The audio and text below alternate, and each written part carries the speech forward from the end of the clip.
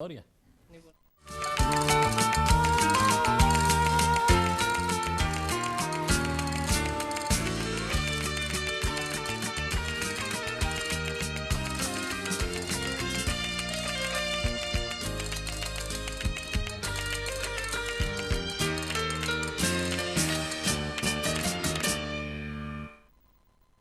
Muy buenas, bienvenido a Patrimonio y Tradiciones. Estamos en víspera de Semana Santa y, cómo no, vamos a enfocarle para que ustedes tengan alguna idea sobre lo que hacer. Si nos ven en redifusión, seguramente estamos también ya en Semana Santa, así que la estamos disfrutando entre todos y seguramente también enriqueciéndola, que es lo importante. Cada uno de ustedes da una visión y esa visión no debe de perderse. ¿Para qué? Para que al final quien gane sea el patrimonio y la tradición malacitana. Bueno, pues por un lado, vamos a hablarle de algo que también pueden hacer, aparte de ver procesiones propiamente, que es algo que la agenda la condense cada vez más, porque tenemos cada día más horas de procesionismo en la calle. Esto es así, afortunadamente. Fíjense el fin de semana que hemos tenido cargado de traslados también, los próximos que llegarán y las propias cofradías en la calle, que esas son las auténticas procesiones en Semana Santa. Bien, si tenemos la posibilidad de encontrar un hueco y sobre todo de localizar energía en el cuerpo, pues podremos hacer más cosas. Así que dosifíquense, nosotros le vamos a dar varias ideas en el programa de hoy para que, aunando patrimonio, historia, tradición, cultura, malagueñismo en definitiva, consigamos enriquecer nuestro conocimiento. Y eso es fundamental. Seguramente, después de una Semana Santa, ustedes son distintos, pero son distintos porque han aprendido cosas nuevas. Y además, en la intensidad de esos días que parece que son más largos, ¿no? O al menos, como lo vivimos tan intensamente y en la calle, parece que la ciudad la tocamos más. Eso seguro, más de uno pasa por alguna calle que no pasa en la vida. Si no existiera la Semana Santa, a lo mejor ni pasaría. Bueno, con nosotros están Mar Rubio y también José López, que pertenecen a Cultopía. Muy buena, ¿cómo estamos? ¿Bien? Buenas. Bueno, pues habéis inventado un nuevo concepto para esta Semana Santa, que el Viernes Santo y Sábado Santo tenemos oportunidad de disfrutar. Vamos a empezar por explicarlo, porque estamos hablando de una ruta a través de las leyendas de las cofradías malagueñas. ¿Esto es así? Sí. Oiga, cuéntanos más. Nada, se nos ocurrió que las cofradías efectivamente tienen una gran historia detrás, que merece la pena ser contada con detenimiento y que seguramente en las procesiones por la tarde no da tiempo a explicar y llegar a fondo de dónde surgen esas cofradías, qué papel jugaban en el siglo pasado o desde que surgieron, y era necesario recuperar también parte de nuestra tradición. Claro. Así que se nos ocurrió que ya que por las mañanas, pues en Semana Santa no hay procesiones, qué mejor momento. Bueno, hay procesiones de momento, esto Bueno, es como de todo, porque antiguamente salían de noche y ya va avanzando el horario. El domingo de Ramos hay procesiones por la mañana, ¿verdad? Y el domingo de Resurrección. Pero bueno, este año tenemos ahí en el domingo de Ramos una primera salida después de por la mañana, que son las 2:15 de la tarde, con lo cual, la humildad que sale de la victoria. Bien, pues ahí ya tenemos un nuevo aliciente, o sea que los horarios también cambian. Pero el viernes y el sábado, el viernes salen ya más tarde, a partir de las 5, y el sábado no hay, ¿no? Con lo cual, bueno, pues tenemos esa posibilidad. ¿En qué consistiría, José, el recorrido en sí? ¿Dónde lo empezaríamos?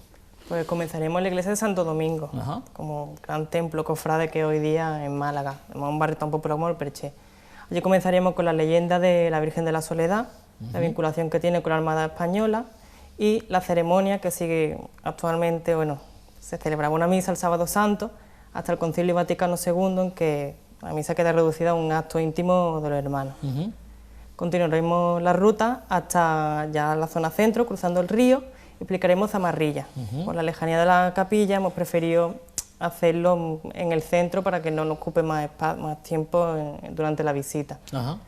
De allí pasaríamos a la Plaza Riola, veremos la leyenda del Santísimo Cristo de Cabrilla. Después de allí iremos hasta Puerta del Mar para explicar la cofradía de, la Hermandad de Gloria de los Remedios, el milagro sobre el maremoto, a partir del terremoto. 1755. Exactamente.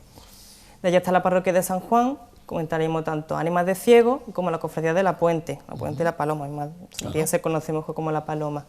De allí hasta la Plaza de la Constitución, comentaríamos el Santo Cristo de la Salud, la Virgen de la Esclavitud Dolorosa, y como antiguamente... Que curiosamente ahora no están allí, Exactamente, también vamos a explicar un poquito el porqué, que el Cristo también ha estado, por menos mal que finalmente el discernimiento se ha hecho cargo, pero un poco más y se queda encerrado en la iglesia. Desde luego. Después allí mismo comentaríamos la leyenda de Jesús, de nuestro Padre Jesús el Rico, porque en esa misma esquina donde se situaba la cárcel antiguamente. Entonces comenzaríamos allí y seguiríamos comentándolo hasta la iglesia de la parroquia de Santiago, que es donde hoy día residen los titulares y reciben culto. Y para finalizar, acabaríamos en la Plaza de la Merced, para explicar Viñeros y la Sangre, ya que allí se situaba la iglesia. Claro, ya en la iglesia de la Merced pues no existe, está ese edificio que ocupa parte de la manzana entre San Juan de Letrán y Gómez Payete, pero claro, hay que explicar las cosas. Hay una plaquita allí, ¿verdad?, que recuerda de la sangre, que esas cosas vienen bien, para que no se pierda el testimonio de una forma ya definitiva, porque si no es que desgraciadamente la Merced en fotografía antigua y tal, te va a apoyar de alguna fotografía, ¿no?, para poder decir así era, documentado, ¿no?, exactamente con fotografía de cómo era la iglesia, de la quema de conventos y de las cofradías que residían, las imágenes que por desgracia se han perdido y las que hoy día tenemos. Y lo va a contar José López porque además del conocimiento que tiene, se conserva estupendamente, tiene 26 años, aunque no lo parezca, y sobre todo lo bueno que tiene es que también ha profundizado en los estudios universitarios, licenciado en Historia en este caso, con lo cual estamos hablando de una profesionalización concreta, que se podría tener los mismos conocimientos, no tener la licenciatura sería igualmente válido, por supuesto, sin duda, seguro, pero a lo que vamos, el darle a todo una envolvente universitaria significa que las empresas pueden ir consolidando esta infraestructura que estáis creando, ¿no? Sí, yo por lo menos estoy intentando dar salida también a 5 años de estar estudiando historia, de querer trabajar de esto y no encontrar a veces una salida que te lo proporcione. Más de uno ve la historia viva, ¿no? Claro, entonces qué mejor manera que contarle todos esos recursos que aprendemos en la carrera y las herramientas que nos dan para poder seguir investigando.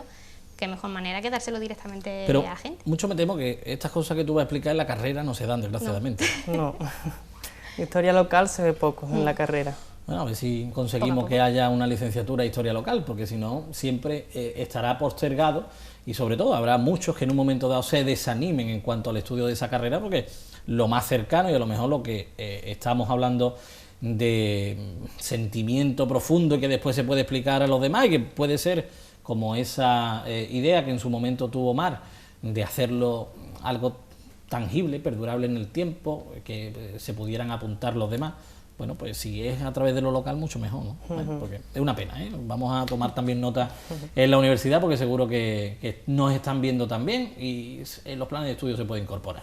Bueno, vamos viendo fotografías y de esa forma vamos también narrándole algo. Son algunas de las fotografías que va a utilizar. Vamos a verla de forma desordenada, pero con su atractivo, porque cada una tiene una explicación. Esta, por ejemplo. El Cristo de la Sangre, siglo XVII, anónimo, se cree que de escuela granadina y fue, desgraciadamente, una de las obras que se perdieron en el incendio de la Merced.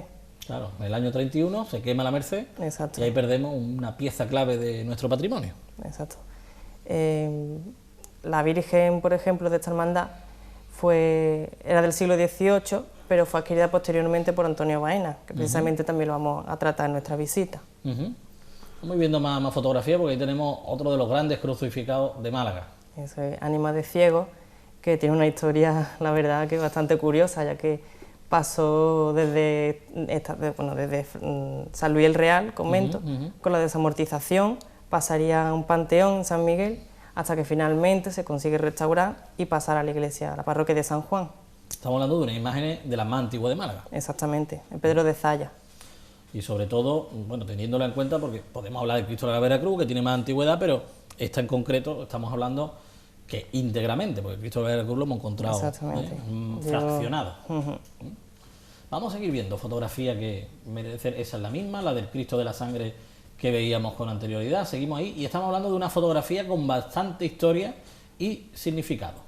Se cree además que es una de las fotografías más antiguas de nuestra Semana Santa, el Cristo de la Puente, y va a dar pie a explicar muchas cosas, porque muchas curiosidades, por ejemplo, los hombres de trono y los mayordomos se ven que tienen la placa de mayordomía, hoy de la hermandad conservador, ambas del siglo XIX. Vamos a llevar fotos para que los visitantes puedan contemplarla. Claro, y ahí se ve la evolución de la Semana Santa. Exactamente. Cuando se habla del canon malagueño, eso hay que tener mucho cuidado, porque el canon malagueño, tan malagueña es Servita como La Esperanza. Claro, exactamente. Se ve además perfectamente ya el grupo escultórico, que desde casi de un principio ya tenemos la figura del Verruguita, que además, según algunas fuentes, se creía que era de Vicente González Moreno, que fue el que mandó ejecutar a Torrijos. Y ahí hay un detalle también, creo recordar en esa fotografía, que se ven incluso los correonistas. Exacto, Que también. es otra forma de portar en Málaga, que ya se perdió, en Casa Bermeja queda, y Eduardo Nieto un año la recuperó de forma testimonial para procesionar al Niño Jesús del Gran Poder. Precisamente de los correonistas vamos a hablar la Hermandad de Viñeros, porque tenemos un litigio con un problema que tienen con uno de los hermanos correonistas, que al morir el hijo se quedó en los instrumentos, tanto los correones como la horquilla. Y hay un juicio entre la hermandad y esta persona para que devolviese los... ¿Estamos hablando de qué año? Esto en el siglo XVII. Siglo XVII, ¿eh? Bueno, para que devolviese el correón y la horquilla. Qué bueno. Vamos a seguir viendo fotografías. Y así vamos completando lo que significa nuestra historia. Consolación y lágrimas, que lo hemos comentado antes. Llegó a la hermandad gracias a Antonio Baena. Hoy, gracias a Dios, la conservamos, aunque bastante transformada. Ojalá algún día se pueda recuperar, porque yo creo que se podría restaurar. ¿Sí? Y recuperar la imagen original. Claro, pues mira. Yo creo que fue una de las pérdidas más importantes, además que tenemos documentos que se puede demostrar cómo era.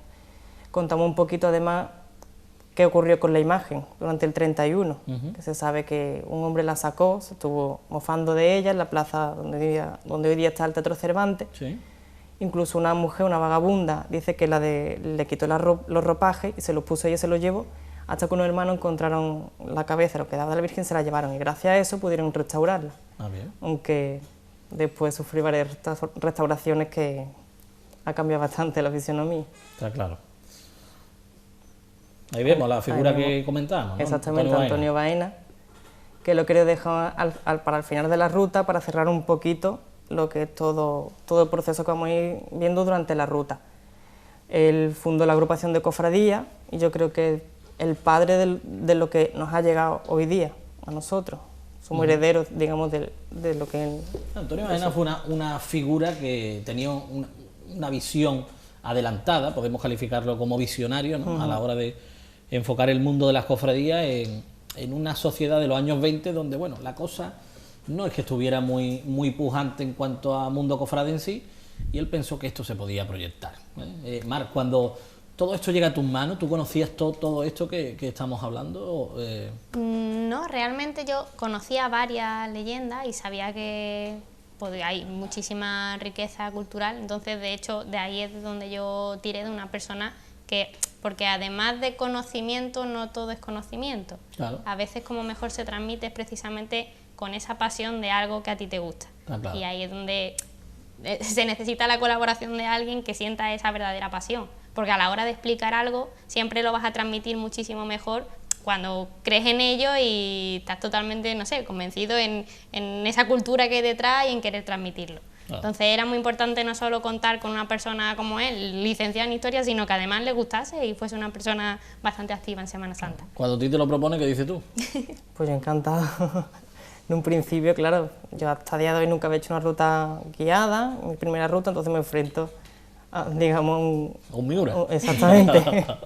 Miura, hablaremos después de toros, ¿eh? Se lo adelanto para los que sean aficionados también, que hablaremos de cómo se compone un cartel para la corrida picasiana, porque esto todo tiene una lógica, y cómo hay personas que en un momento dado pues también se implican con las tradiciones de la ciudad, en este caso la tauromaquia, y podemos comprobar también, que de ahí también se podría hablar entre relación del mundo del toro y la cofradía, pero hoy no nos va a dar tiempo a todo, así que lo iremos avanzando. Vamos a seguir viendo fotografías que tenemos preparadas y de esta forma seguimos avanzando. Ahí hablábamos del año 31, la iglesia de la Merced y de 11-12 de mayo. Exactamente, la quema de la iglesia. Podemos ver cómo estaba todo, parte de la ciudadanía aglomerada, ¿no?, en la puerta, curioseando. Pero precisamente un tema que además hoy día sigue siendo para los cofrades un poquito tabú, es que qué pasó aquellos años, que tantas imágenes se quemaron y parece ser que poca gente hizo por recuperarlas. O sea, hay ciertas imágenes que sí se pudieron salvar, gente que hizo, pero otras que se quemaron con mucha facilidad. La iglesia de la Merced precisamente se crearon 2 hogueras, tanto una a la entrada como otra lateral. Se quemaron tanto imágenes de esa iglesia como la de la parroquia de Santiago. De hecho, nuestro Padre Jesús el Rico, también testimonio que dice que lo llevaron en procesión mofándose de él, un hombre lo llevó a hombro, hasta que lo tiró en una de las hogueras y allí se perdió. Bueno, pues son cuestiones que quedaron ahí y lo que tenemos que aprender de la historia es sobre todo eso, de no repetirlo, porque destruir el patrimonio al final, bueno, pues lo que tenemos es menos patrimonio seguro. Esa iglesia en concreto, desde el año 31 hasta el 60, quedó prácticamente derruida y se utilizó para cines y demás. Y desgraciadamente el obispado fue quien la vendió en el año 60, así que al final fíjense cómo se va perdiendo todo y no todo se puede recuperar. Bueno, pues más fotografías que vamos a ver, porque ahí tienen el barquito de la Soledad. Exactamente, la última restauración que tuvo el camarín decidieron ponerle de veleta el navío de la Armada Española, precisamente en relación con la leyenda que vincula a la cofradía con este cuerpo militar. Además que funciona, ¿eh? Sí. Marca el terra perfectamente. Todos los vientos los lleva, pero además a la perfección. Yo cuando paso por ahí veo el barquito de la Soledad y digo, terra, malamente vamos ya. Es un indicativo bueno. Además pillado en una corriente de viento claro, ¿no? Que es el propio cauce del río y sirve, es muy orientativo. Bueno, pues esa hay que aclarar, porque la leyenda en sí, ellos ven la luz del camarín. Eso es, desde alta mar. Exactamente. Que también el mar estaba más cerca de lo que está ahora, ¿no? Sí, porque Málaga, por lo continuo en Sánchez... Ha ido ganando terreno hacia el mar. Al mar, exacto. El barco se cree que estaba efectivamente en la desembocadura del río y desde ahí la iglesia, ahora quizás no tanto, claro, pero en aquella época las casas estaban más atrás, la ribera del río era más ancha y el camarín se veía perfectamente desde el mar. Ahí tenemos, otra más. Este es un dibujo que realizó Carlos Castellón y se expuso en una exposición que hizo Dolores de San Juan en el 2010, que se llamó Proveedores de Nuestra Señora. Sí. Y me pareció muy interesante en una serie de dibujos porque mostraba perfectamente cómo las cofradías actuaban como mutuas funerarias, sí, y todo el proceso que llevaban. Entonces la he incluido como una de las imágenes de la visita porque iremos explicando un poquito cómo los pasos que sigue una cofradía. Mandada de enterramiento. Exactamente, ayudando a los enfermos, las personas que morían, y el proceso que llevaban a cabo. Bueno, pues hoy en día las hermandades se han reconvertido en parte y ahora también tienen los columbarios, lo cual vienen a hacer un servicio parecido, pero había veces que si no acudía o no era hermano, pues esa persona a lo mejor no tenía posibilidad de enterrarse. Exactamente, y en una época en que la religiosidad estaba tan arraigada, profundizada, exactamente, pues era un tema importante. Todo el mundo necesitaba un entierro digno y como la religión mandaba. Está claro. Pues de enterramiento nos vamos ahora. Nuestro Padre Jesús el Rico, la primera imagen, que es anónima, del siglo XVIII, se perdió en el 31, se recuperó después en poco tiempo con una nueva imagen que cedieron del siglo XIX, que además era de características similares. Pero en 1936 la imagen de nuevo se pierde. La imagen que tenemos hoy día es de Navas Parejo, pero la hermandad pidió que cumpliese con las características que siempre había tenido ese Cristo. Y efectivamente, si nos fijamos en la imagen, es bastante parecida con la que hoy día se conserva. De no haber ocurrido lo que ocurrió en el 31, en el 36, tendríamos una Semana Santa quizá totalmente distinta a la actual, ¿eh? Yo creo que sí, que totalmente. Además, la escuela predominante... Y el Cristo del Rico, el Nazareno del Rico, es de los que recupera gran parte de esa impronta granadina, antigua, sí, hecho, que no ha terminado de perderla. El miércoles santo, a mí una de las cofradías que más me gusta ver en la calle, porque el Cristo es puro barroquismo malagueño. Y sobre todo con la restauración del trono, que ganó muchísimo porque con eso de los repintes, lo que hablaba también antes de la Virgen de Consolación y Lágrimas, con los repintes y tal, el trono había perdido esa prestancia que tiene ahora, ¿verdad? Un acierto también la restauración. Vamos a ver más, y así vamos completando. el Cristo de Viñero, la antigua imagen, que es la que precisamente protagonista de la leyenda del arcabucero. Con esta imagen, además, pretendo explicar también, porque si nos fijamos, está sobre unas anditas, sí, que era como se procesionaba antes en Málaga. Eso era un trono. Exactamente. Sería similar un poquito a lo, bueno, es lo mismo que hoy día lleva Servita, exactamente. Entonces por ahí también queremos reconducir un poquito para hablar un poquito de la historia, de por qué los tronos fueron cambiando y ver que desmontar un poco los tópicos que hay muchas veces sobre la Semana Santa en Málaga. Claro, y además los tronos en Málaga no podían ser más grandes por una razón, porque las calles eran excesivamente estrechas. Entonces los palios llegaron mucho más tarde porque chocarían con los balcones, no había esa posibilidad, ¿eh?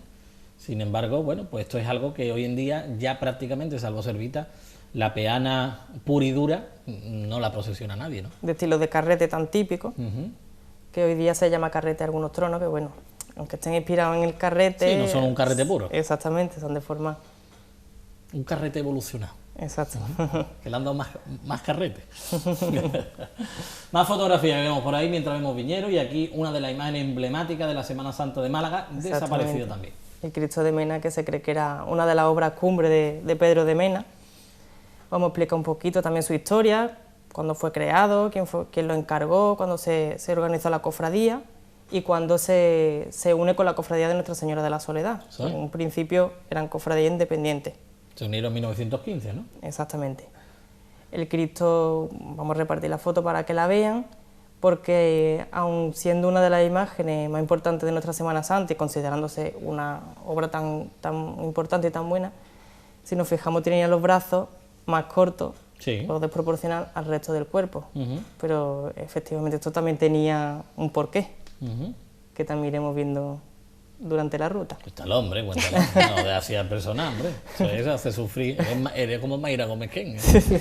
Se dice que, bueno, está documentado, Fray Alonso de Santo Tomás se lo encargó a Pedro de Mena, que además eran amigos, y se encargó para ocupar la sala de capítulo, que por las características el Cristo se veía de una forma forzada. Entonces el Cristo no está hecho para que sea proporcionado por sí mismo, sino para que sea proporcional o equilibrado a ojos del hombre. Claro. Sería un poco como el Partenón en Atenas. Está claro. Hay que buscar siempre esa visión en el sitio donde va a ser colocado. No era pensado para la calle. Exacto. Con lo cual vamos a pensarlo en el sitio en el que va a ser expuesto y va a ser visionado.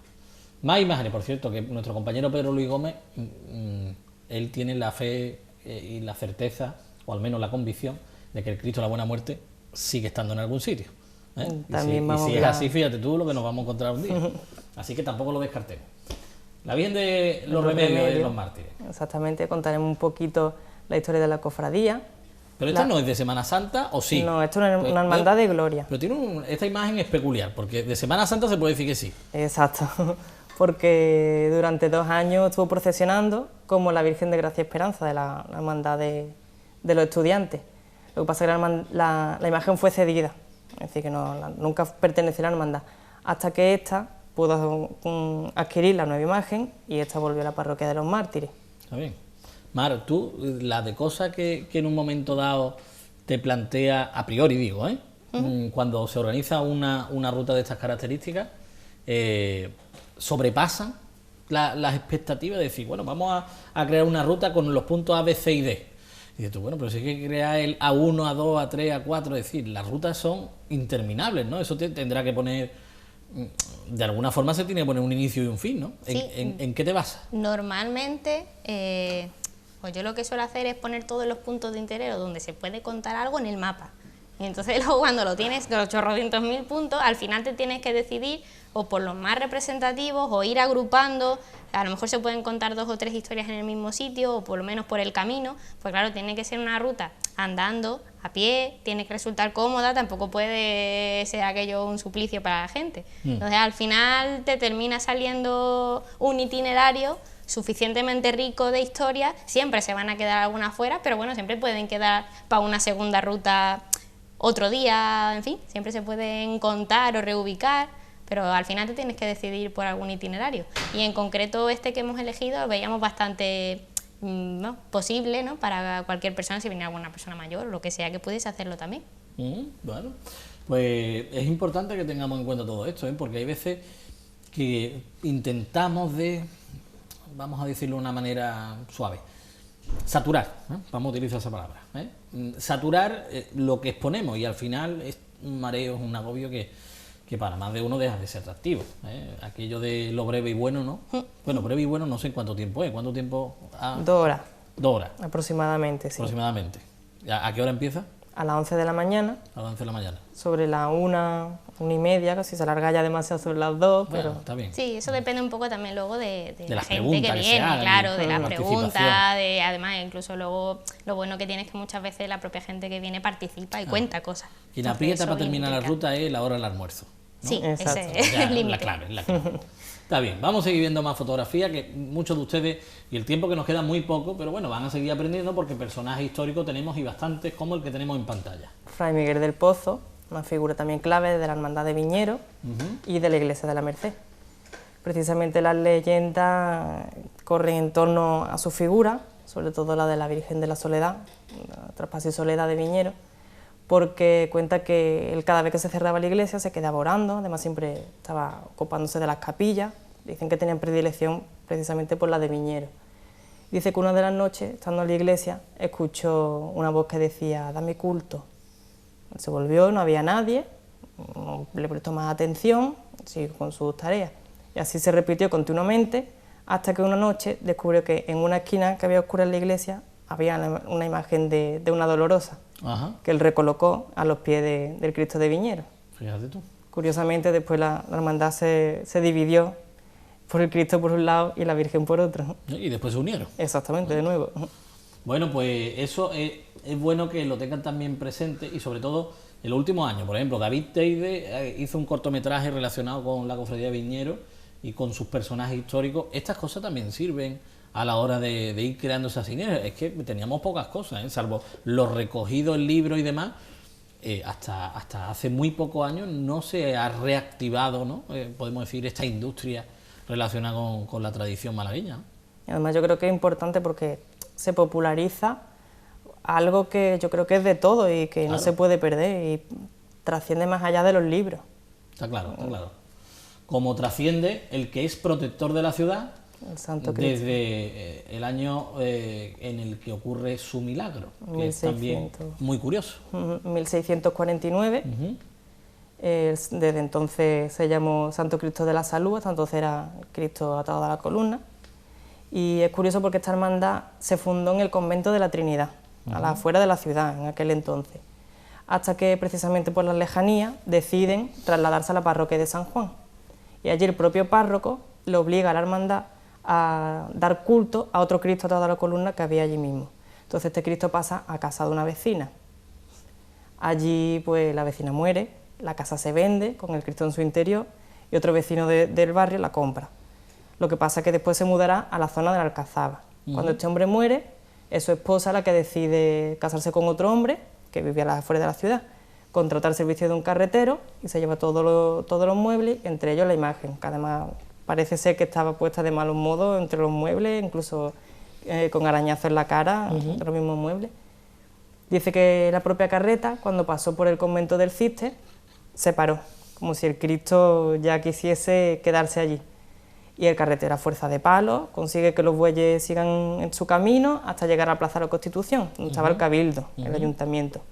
Allí de nuevo se para y se forma un gran revuelo porque un niño gritó, mira, ese hombre lleva un Santo Cristo. Otras versiones dicen que el chiquillo dijo que llevaba un muerto, pero bueno. Bueno, sí, pero pararse se paró. Exactamente. Con tal revuelo, el personal que trabajaba en el ayuntamiento sale, ven la imagen y deciden recuperarla para darle culto dentro del ayuntamiento. Y desde ese mismo día desapareció, empezó a retirarse una epidemia de peste bubónica que afectaba a la ciudad, que efectivamente está documentada. Eso es. Bueno, pues lo tienen. Y decíamos que la iglesia de Santo Cristo, en calle Compañía, donde está, ahora está, bueno, en obras no, en pendiente de restauración, y está en el Hospital Noble. Así que una pieza clave también dentro de un edificio, que entrar en el Hospital Noble está transportarse en el tiempo, entrar en el siglo XIX, puro y duro. Y es bueno que ustedes vayan aquella capilla, porque además lo van a poder ver muy próximo. Se los recomiendo también que así lo hagan, que está fuera de la ruta. Lo siento por haber reventado el itinerario. Pero que es bueno que lo hagan porque de esa forma van a ver esa imagen que es también peculiar en cuanto a la composición, a la hechura, y sobre todo porque son discursos estéticos totalmente distintos a los de hoy en día, que eso también hay que tenerlo en cuenta para estudiar la época. Bueno, pues seguimos y nos vamos sin tiempo, seguimos, venga, vámonos. Otra fotografía más y ya terminamos ahí porque vamos a salir, nunca mejor dicho, casi volando. La Virgen de la Paloma, la que tenemos hoy día. Vamos a contar también un poquito la leyenda. Bueno, la historia que doña Dolores... esa historia es historia. Exactamente, he dicho leyenda, pero efectivamente está recogido por doña Dolores Carrera, que fue uno de sus protagonistas. Dicen que su antigua imagen, que también estaba cedida de una familia, precisamente en una procesión, en 1927, un hombre decide echarle una petalada y entre la petalada lanzar palomas. Hasta entonces no era tradición lanzar palomas, fue la primera vez que se realizó. Entonces, una de ellas se le puso en el regazo a la Virgen, por entonces de los Dolores, y la acompañó durante todo el camino hasta que la Virgen se encerró. Bien. Y a partir de ahí, pues, es la cofradía la que ya, desde ese momento, la imagen actual de los años 70, ¿no? Para que todo el mundo, todo el mundo ya se sitúe y sepa lo que va por la parte histórica y también la historia que pertenece a la propia imagen en sí. Que no piensen que esta imagen la tenemos desde ese momento. Bueno, pues seguiríamos viendo más fotografías, pero como tenemos una segunda entrevista en el programa de hoy, no nos da tiempo. La verdad que es una auténtica pena. Pero fíjense, y nos hemos movido en la zona Perchel, y Perchel como arranque, porque rápidamente hemos cruzado el río al centro, y en el centro pues hemos estado andando bastante, y por un recorrido que hablábamos al principio, que nos va a llevar por la zona del mercado, después a la plaza, de ahí a Calle Granada y Plaza La Merced. Esto es importante que lo tengan en cuenta, porque si seguimos subiendo hacia Capuchino, hacia La Victoria, si cruzamos hacia el barrio de la Trinidad, si incluso nos vamos a la zona de la Malagueta, hablando de los barrios históricos propiamente, ¿no? Ahí hay muchas más cosas, hay muchas más leyendas, muchas más historias, que está en mente ya de ir elaborando nuevos itinerarios. Claro, podríamos ir mirando ya, si no, para el año que viene. Si no, para el año que viene. Bueno, hay que esperar a Semana Santa o se puede contar intermedia. Yo creo que incluso podemos contarlo entre medias, que así tendríamos la oportunidad de ver las imágenes en su sitio. Claro, es que es importante también, porque ahora nos viene una época en la que se hacen muchas cosas, ¿no? Y es algo que siempre tenemos ahí, tenemos presente, ¿no? Aprovechémoslo y sobre todo súbense. ¿Y cómo se pueden sumar? Que esa es la parte también interesante del asunto, porque ustedes lo están viendo a través de la visión, pero después pueden tener contacto directo con ellos. ¿Cómo pueden hacerlo? Sí, pues mandándonos un email a info@cultopia.es. Cultopia.es. Y ahí nos dicen las plazas que necesitan y nosotros se las reservamos, o llamándonos al teléfono, y se lo digo porque es que no me lo sé de memoria. Vamos a mirar la chuleta electrónica. La chuleta totalmente. 692 71 76 12. Perfecto. Y le reservamos las plazas. Bueno, pues info@cultopia.es, bien, y ahí ya tienen la posibilidad de hacer su reserva, de informarse de todas las características, del calzado que tienen que llevar y del descanso que tienen que tener, ¿eh? Así que dosifiquen su fuerza porque merece la pena. Viernes y sábado. Exactamente. Los 2 días a la misma hora, a las 11. A las 11 de la mañana. Bueno, pues está bien, así que tienen la oportunidad de echar ese ratito y seguramente en esos días después le sacan más partido a las cofradías que ven en la calle, ¿eh? Que esto es importante, que nosotros hacemos un gran esfuerzo de Procono Televisión en llevarle muchos detalles, muchos momentos de la Semana Santa malagueña, pero lo que verdaderamente hacen grande esto son ustedes. Pues en la ruta pasa igual, ¿eh? Que vayamos creciendo y que todo el mundo conozca más las cosas que en su momento tuvieron lugar en Málaga es misión de todos, ¿eh? Hay que en un momento dado tira del carro, pero es misión de todos, y que sean muchos más dentro de 10 años los que están precisamente divulgando, porque creemos que lo conocemos todo, y yo le digo a ustedes que no, que al final se va escarbando y escarbando y escarbando, y esto es un no parar, afortunadamente. Así que vamos a darles las gracias a ellos hoy, y a los que vengan en el futuro también se las damos de antemano.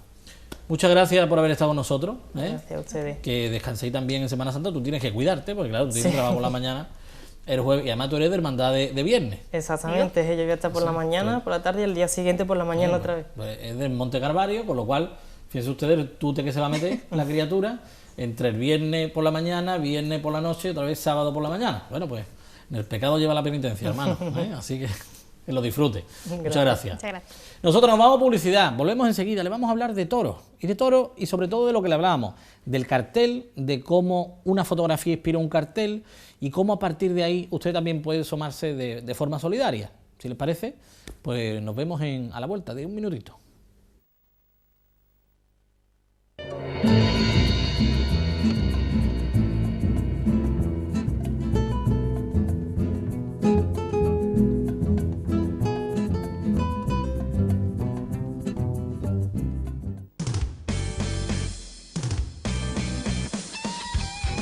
Los duendes del flamenco convertirán a Rosario Toledo, José Valencia y Dani de Morón en personajes lorquianos bajo el título Aleluya Erótica y nos harán disfrutar con el toque de la guitarra flamenca de Antonio Soto y su nuevo disco Rosas Blancas. Siente el flamenco en toda su hondura en el Teatro Cánovas de Málaga.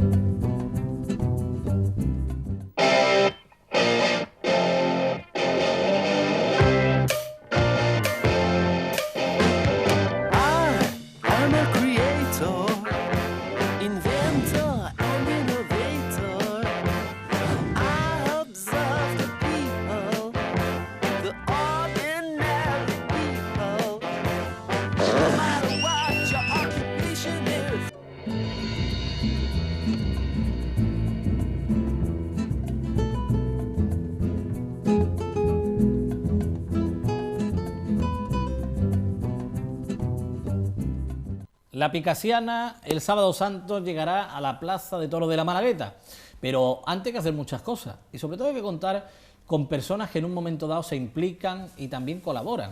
Hay muchas personas anónimas en la ciudad y nosotros hemos querido rescatar a una de ellas, en las que desde luego siempre está entre bambalinas y detrás de la cámara, pero hoy queríamos dar esa proyección también para que ustedes vayan conociendo a personas que hacen una labor necesaria y que después ustedes son también testigos de esas fotografías que tienen en la mano, en cualquier revista, en internet, en fin, donde sea publicada la fotografía. Don Pablo Cobos, muy buena, ¿cómo estamos? Buenas tardes. ¿Bien? Bien. A ti esto es una época especial. Semana Santa, toro, a ti que no te gusta y tienes ganas de salir corriendo. A mí me encanta, lo que pasa que una semana más como esta y nos quedamos calvos ya. Oh. Bueno, hablamos de la Picasiana. Vamos a ver el cartel porque yo creo que tiene que ser una satisfacción, ¿no? Para en un momento dado, un fotógrafo como tal, esa fotografía inspira a otro artista y a partir de ahí ese cartel anuncia y sobre todo algo con un mensaje tan bonito como el que tiene la Picasiana este año, que es un mensaje también muy solidario. Bueno, imagínate, ¿no? Primero como de manera profesional, ¿no? Que tu trabajo sirva pues para ilustrar este tipo de cosas. Luego como aficionado al mundo del toro, como aficionado a la Semana Santa, que sea el festejo en Semana Santa, y luego ya como malagueño, pues evidentemente es un orgullo, ¿no? La fotografía en cuestión, ¿te acuerdas cuando la lanzaste en sí, cuando la captaste la fotografía? Estamos viendo ahí el cartel que está basado en esa fotografía tuya. Bueno, la fotografía, realmente Saúl lleva un capote de paseo pintado por Antonio Cárdenas, que estrenó en la Picasiana del año pasado, que lo enfrentó en mano a mano junto a Javier Conde. Entonces, bueno, no había una fotografía tal que pudiese cuadrar en lo que era el cartel y tuvimos que quedar con él en Badajoz y la fotografía se hizo expresamente luego para ilustrar lo que es el cartel. O sea, la fotografía tiene menos de un mes. La fotografía se hizo en Badajoz. En Badajoz. Pues él vive en Salamanca y aprovechando, bueno, que en Olivenza había feria, había toros y tal, y ellos bajaban, nosotros subíamos, pues ese es el día, y en Badajoz se tuvo que hacer. Bueno, está bien. Y a partir de ahí, una elaboración también, que esa fotografía como tal, tienes que tratarla posteriormente. De eso ya no me he encargado yo. Ya no te has encargado. No, eso ha sido el equipo de edición gráfica de la nueva empresa y tal, los que han hecho el diseño definitivo. Sobre la fotografía que hicimos a Saúl en Badajoz. ¿Qué fue antes en tu vida? ¿Los toros o la fotografía? Los toros. Los toros. Los toros. Realmente la fotografía fue un encuentro casual. A ver. Yo empecé, no terminé segundo de bachillerato. Sí. y necesitaba, bueno, una especie de puente para seguir estudiando ciclo superior. Sí. Entonces, para pasar al grado superior sin bachillerato necesitaba tener un grado medio, con lo que, ¿dónde me meto? Bueno, pues en fotografía. Y ahí cuadró. Y al final, pues lo que he hecho ha sido seguir estudiando fotografía y nunca he llegado a hacer por lo que me metí a estudiarlo. Fíjate, curioso. Ahí me quedé, sí, sí. Bueno, curioso, pero fíjate, si al final ha hecho de eso tu profesión. Sí, sí, gracias a Dios, oye, me descubrí una cosa nueva que es lo que me apasiona y lo que me ha... Y muchos se preguntan, ¿hoy en día se puede vivir de la fotografía? Porque todo el mundo tiene cámara ya, esto ya no es lo de antes. Es difícil, es muy difícil. Te tienes que gustar mucho, eso sobre todo, porque tienes que dar muchas vueltas, no hay horarios, tú como periodista también lo sabes, y si hay que ir a un domingo a las 12 de la noche o a la 1, estés con la familia, estés con los amigos, estés con lo que estés, tienes que ir porque es tu trabajo y tienes que documentar eso, ¿no? Y luego, pues bueno, la situación en la que es, si hay que recortar, pues muchas veces ahora mismo se tira de archivos, si hay una rueda de prensa, pues se coge una foto, aunque sea de hace 2 meses, del protagonista, y bueno, hay que ir lidiando un poquito, pero vamos, con trabajo yo sigo convencido de que tengo que vivir de esto. Hoy en día la fotografía es más fácil de realizar en cuanto a los medios técnicos que tenemos, pero esto no quiere decir que una fotografía determinada sea fácil de hacer. No, o sea, todos tenemos coches y todos no podríamos ser pilotos de Fórmula 1. Claro. Pues esto es lo mismo, todos tenemos cámaras, pero yo he estado 4 o 5 años estudiando fotografía para algo, entonces yo, no sé, a mí por ejemplo hay gente, mira qué fotografía, tiene no sé cuántos me gusta en Facebook, vale, está muy bien, como aficionado eso te reconforta, pero el profesional, o por lo menos yo cuando voy a ver una exposición, creo que me fijo en cosas que la gente de a pie no conoce, ¿no? Entonces, a mí no me sirve, entre comillas, ese reconocimiento. Yo quiero que el profesional o el que entiende algo de esto es el que me elige precisamente pues para temas de este tipo, ¿no? ¿Hay escenarios suficientes donde la fotografía se trate en su justa medida? Perdona. Escenarios suficientes, salas de exposiciones, bueno, mecanismos, en definitiva, para situar la fotografía en lo que es, porque siempre hablamos de la pintura, parece que no, pero ha ido ganando terreno, pero la fotografía... Yo creo que está empezando ahora mismo a crearse nuevos espacios. Ahora Diputación, en el mismo edificio donde está el centro cívico ha montado lo que es la térmica, que es una sala de exposiciones y tal, y poco a poco se va abriendo el abanico. Pero es cierto que queda mucho, o sea, todos tenemos lo que estás diciendo, ¿no? Museos de pintura hay, ¿cuántos? 100, pero no hay un museo tampoco de la fotografía, es decir, conocemos fotografías famosas, pero ¿dónde está esa original? ¿Dónde puedes ir a ver esa original? No, ya la veo por internet, bueno, yo veo los cuadros de Velázquez por internet también, pero no es lo mismo que luego ir al museo y observarlos, ¿no? Claro. Entonces, yo creo que se debe de apostar un poco más, pero también eso, hay que educar a la gente a eso, a que tenga un museo, un lugar de referencia donde ir. ¿Se acuerdan que tratábamos hace unas cuantas semanas sobre el Museo del Patrimonio? Había allí una exposición fotográfica que indudablemente llamó muchísimo la atención, sobre todo ciertas fotografías que trataban sobre la muerte, en fin, había elementos. Y nos hablaba precisamente también de ese aspecto, ¿no? La dimensión de la fotografía como obra de arte. Bueno, pues vayan ustedes también teniéndolo en cuenta, porque muchas veces hablamos de fotografía que podemos sacar cualquiera en un momento dado, pero que hay que diferenciar entre las fotos en sí que podemos hacer y las fotos que ya llegan a ser prácticamente una obra de arte. Y de hecho, en el mundo del toro también se pueden dar muchas buenas instantáneas, ¿no? Se presta el mundo del toro a sacar buenas fotos. Bueno, yo personalmente, el tema de la fotografía de moda, de estudio y tal, no me interesa casi nada, ¿no? Porque tiene un mérito también increíble, ¿no? El control de la luz, de la iluminación y todo eso. Pero yo soy incapaz, yo hablo de mí siempre, ¿no? De decirle a una persona, mírame así, ponte de esta manera, a aquello. Me parece, yo lo veo forzado, ¿no? Por lo menos yo no soy capaz de hacer que una persona consiga mostrarme como... Entonces, el mundo del toro es eso, ¿no? Ahí ves miedo, ves expresión, ves cosas. expresiones, momentos que lo capta o lo pierde, y ahí está. Entonces a mí me atrae mucho eso, la espontaneidad de lo que puedes captar dentro de una plaza, ¿no?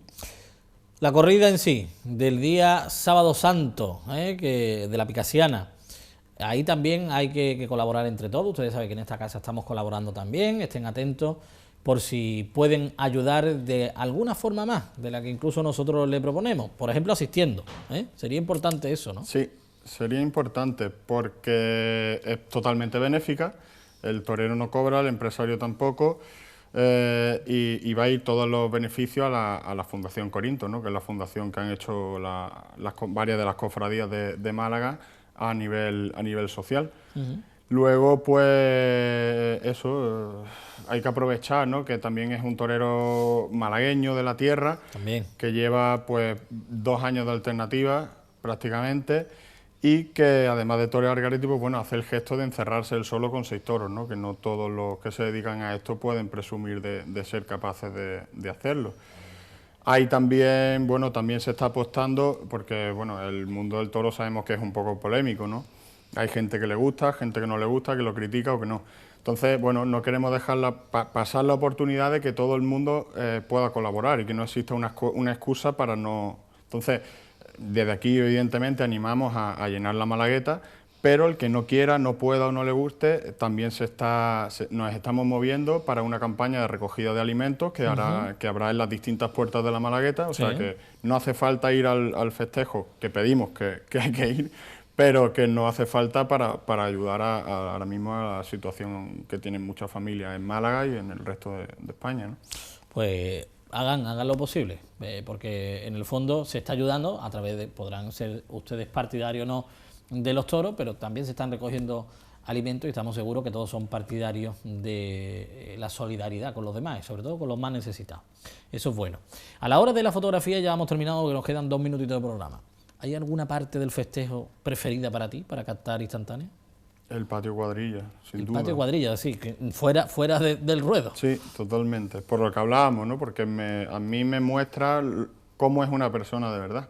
O sea, tú ves, a lo mejor la gente que no es aficionada pues no lo tiene tan presente, ¿no?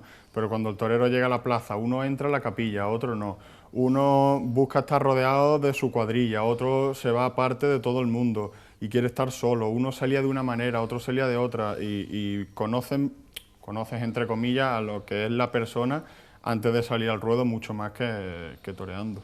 ¿Cómo definirías tú al propio toro, al toro en sí? A mí, hombre, definirlo es difícil. Para mí es el animal más bonito del mundo. Nos vamos a quedar con eso, porque muchos de ustedes sé que son partidarios del mundo del toro y sé que también otros no. Como tradición nosotros la tratamos, ¿verdad? Y no entramos en juicio de valor. Eso ya cada uno a su gusto. Pero fíjense, estamos hablando de que todos los que pasan por este programa relacionado con el mundo del toro definen al toro de la misma forma. Parte de un ritual. Y ese ritual, pues, no hay que perderlo de vista porque si no, lo entenderíamos todo de una manera distinta, desordenada, desenfocada. Nunca mejor dicho, si estamos hablando de fotografía. Oye, que lleguen más carteles con fotos tuyas, bueno, sobre todo ojalá, porque... yo encantado. Claro, porque esa proyección hay que innovarse. Estos carteles, quizá antiguamente estábamos acostumbrados a un tipo de cartel, después fue evolucionando, los carteles prácticamente, bueno, pues llegaron a ser letras, ¿verdad?, seguidas de sin una imagen rotunda. Tenemos la intención eso, ¿no?, de darle un poquito un nuevo giro a la tuerca, ¿no?, que no se quede el mundo del toro con ese estereotipo de antiguo, de pasado de moda, porque no, porque yo todavía creo que soy joven y gente con menos edad que yo todavía sigue luchando por esto también, o sea que... Es otro que se conserva bien, para sus 83 años está estupendamente, ¿verdad? ¿Qué edad tienes tú, Pablo, hijo? 19 cumplo la semana que viene. ¿Y 19 mentira, 28 casi. Pero bueno, los 19 se lo podrían creer, ¿verdad? 28 cumple y dice, yo pienso que todavía soy joven. Conozco a muchos que tienen 90 años y son jovencísimos, y a otros que tienen 15 y son auténticos desgastados de la vida, por no decir otra cosa. Así que la juventud se lleva por dentro independientemente de la edad. Esto es un mensaje que siempre le lanzamos desde aquí, especialmente un servidor, porque lo crea a pie juntillas. Suerte y a ruedo, que salga todo estupendamente. Suerte al torero. Eso es. Bueno, y a ti también, para que saques buena foto, que después lo que queda, ¿eh? Después lo que queda. Gracias, Pablo, por haber estado con nosotros. A vosotros siempre. Y a todos ustedes ayuden, ayuden precisamente a la Fundación Corinto, y en esta ocasión tienen la oportunidad de retratarse en taquilla y si no, alimentos en la propia Plaza de Toros, en las distintas puertas de la Plaza de Toros. Nos vemos ya después de Semana Santa, así que lo pasen ustedes lo mejor que puedan con la tradición. Si les gusta la tradición de la Semana Santa, seguro que descubrirán nuevas vertientes en este año. Nosotros incluso les hemos mostrado en el programa de hoy como el viernes y el sábado santo pueden ver cosas distintas dentro de la propia ciudad. Y eso nos da una idea de lo que Málaga en sí puede crear, puede generar y sobre todo puede luchar porque el patrimonio y la tradición sigan subiendo, sigan estando en alza, como se diría en la bolsa. Nos vemos después de Semana Santa.